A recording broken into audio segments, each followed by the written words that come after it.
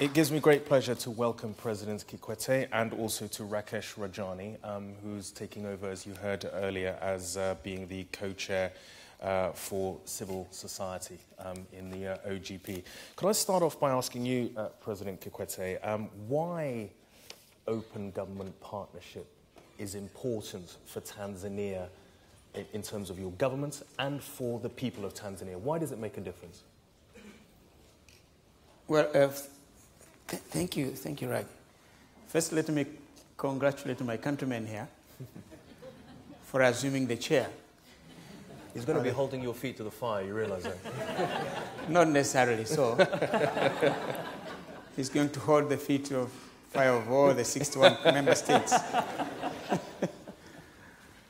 Well, of course, transparency, openness, and accountability are critical both for government and the people.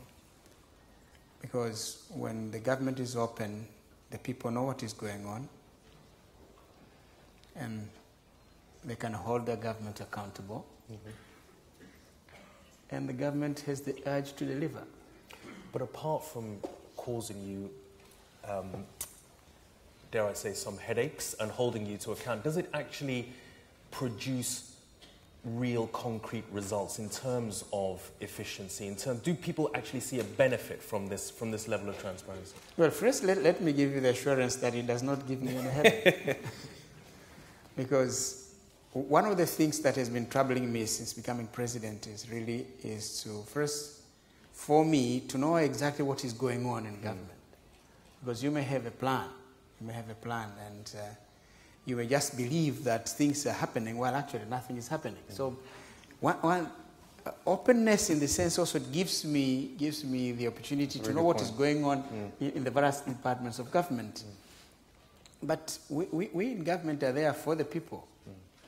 And if the people know exactly what is going on, and if people tell us what they want us to do, mm-hmm. and if the people are not happy with what we are doing and they get the opportunity to tell us, that's healthy. Rakesh, I mean, you've been involved in open government partnership right from the beginning. What's your motivation and why are you so passionate about this initiative from a grassroots point of view? I think OGP is about getting things done for people. You know, throughout the world, there's a crisis in governance. The level of confidence that citizens have in their governments to deliver, in their governments to work for them, has been very low. So there's, what you can do is give up on government and kind of shout on the margins. But I think we know through history that the way to get things done is with government. And what OGP does is says to government, look, if you want to succeed, the way you will succeed better is, as President Kikwete said, by listening to people, by engaging with people, by wanting honesty.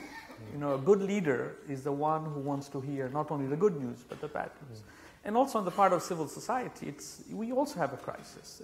If you look at the evidence, many people around the world don't look to organize civil society to fulfill their aspirations. So we also have a challenge to be more rooted, to listen more to people's aspirations, and play that brokering role with government in order to get very practical life and death things done. One of the important themes from this summit and from the whole OGP movement is protecting the space for civil society groups and for activists in order to be able to help in the process of transparency. What can governments do? What can your government do in order to help people like Rakesh and other activists if this process is so important? Well, Rakesh can testify, but as far as I'm concerned, we give a lot of space to the civil society. We allow them to operate. We don't fight them. Of course, there are areas where we may have differences, but when we have differences, we say, no, you could have done this. So we've given, because we also need this voice.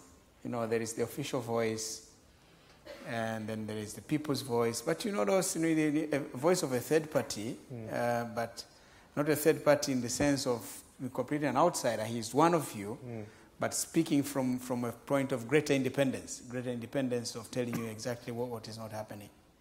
As I said, one of my main preoccupations has been really to see the government deliver. And when I visited Indonesia, when we had the last CHOGM summit in Indonesia, and Prime Minister Najib was generous enough to brief us on what they've been doing in government on delivery, it impressed me a lot.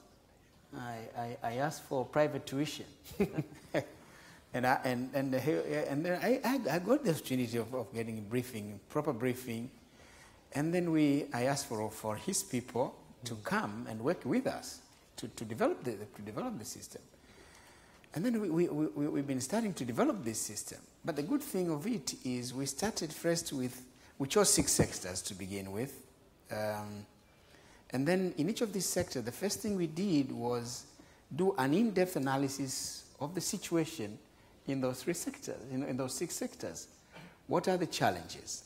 And in this, we When you say sectors, you're talking about some things like agriculture, education? Yeah, we had agriculture, we had energy, we had health, we had education, we had infrastructure, and we had government revenue. Right. Yes. But what we did, really, we had an in-depth discussion, first an evaluation of the challenges in these sectors. What are the issues? And in this evaluation, it was not confined to government bureaucrats. It involved the civil society. He was very active in the education sector. He has always been. It involved the common people. It involved major players, private sector players. It involved government officials. So they had an in-depth analysis of the challenges in each sector. They came up with the concrete proposals on what needs to be done in each of those sectors. And then we factored that in our budget. In fact, last year we tried, but because the process went concurrently when we were doing the budget processes. But in this year's budget, then we were able to factor what was proposed. So you can see, my concern has been the government has to deliver. What are the issues and how do we deliver? So and it's easier to work with people. It is always easier because when you work with the common people, the players in the actor, you know exactly what are the issues, what they need to be done. Then we came up with a set of issues. For example, in education, they came up with 9 proposals. Okay. And we think if we implement those. Well, let me ask Rakesh, how did this process, pan out in terms of your participation and participation of other civil groups? I think, as the President has said, what was unusual and I think very healthy is that it not only involved government bureaucrats, it involved civil society, involved academics. So my sense is, on the whole, we have a good set of priorities to work on. But of course, the key question now is delivery. Right. And I think we have a good set of plans. The big question is, will we deliver? Will the government deliver? And I think in order to do that, the OGP principles are going to be really critical. One thing, as the President has emphasized, is how do we know whether things are working? We need to have very good feedback and have very good data systems. The other thing that I think the government in Tanzania, as other countries, need to realize is that good ideas come often from outside government. So we have to change our culture. We've inherited, perhaps from our old colonial masters in Tanzania, a way of doing government that is focused on secrecy, that is focused on, we have all the answers. So we need to transform that. Who are the British for that? President Kikwete, one of the things that both Francis Mord and the Prime Minister were very keen to talk about and have talked about is that countries come with flagship commitments to keep raising the bar of OGP, so that one isn't just stuck with previous sort of commitments, that you keep them moving. What is your flagship commitment that you brought to life? Well, the flagship commitment we are bringing this time is that we are now working on enacting a freedom to information law.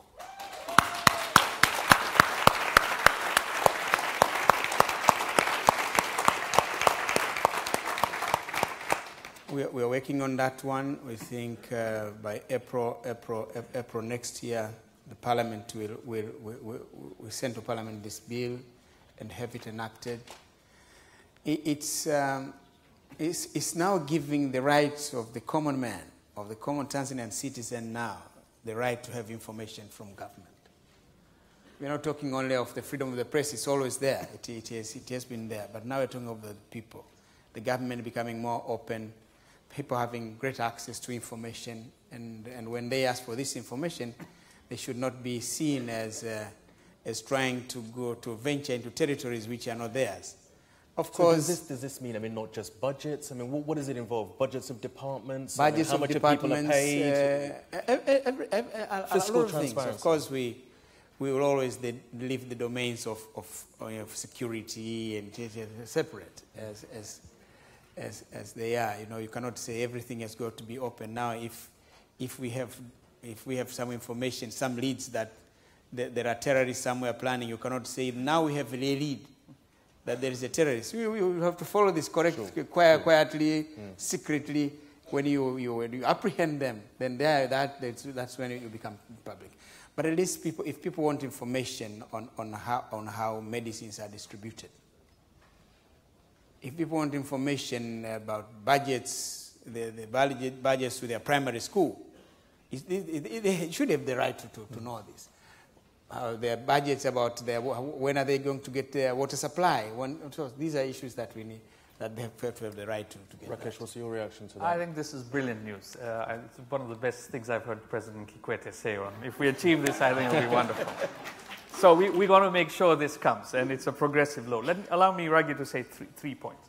First, I think what this does is institutionalizes the right to information. It doesn't depend on us having a progressive president or progressive minister, Jakaya, who's leading this, but it institutionalizes in law so that across government and so on, people know. I think that's important. The second point is it sets a new norm. It sets a new norm on the relationship between state and citizens, and that is really, really important. And what is important also is to have the mechanisms to realize that new norm. So the devil will be in the details. What are the institutions that are done? The good news is there are countries in the world, India, South Africa, Mexico, and others where we can learn from. We're not starting from scratch. And the third point, and I think the most exciting over the long term, is if we do this right, it creates new possibilities of governments and citizens to come together to realize common goals. And in a way that I think will be much more effective than some of the reforms we've been doing, like the local government reforms. This will actually make the rubber hit the road, and I think that's really powerful. So we will work with the President and his team to make sure we have a world-class, brilliant law. We will involve Rakesh. I'm glad to hear it. I'm glad to hear it. One of the things, though, that's very interesting, and just observing the two of you, you're both Tanzanian, and there's been, just speaking personally, I mean, in the past, in Africa, and certainly in terms of my own sort of country in Somalia, there's been a sense in which politicians and bureaucrats are distant. They're on a sort of plinth of a statue, and their sense of their accountability has been very, very difficult. But seeing you two on the stage together, but also talking about how you're working effectively together, changes that kind of culture, doesn't it? Well, essentially, we are condemned to be together.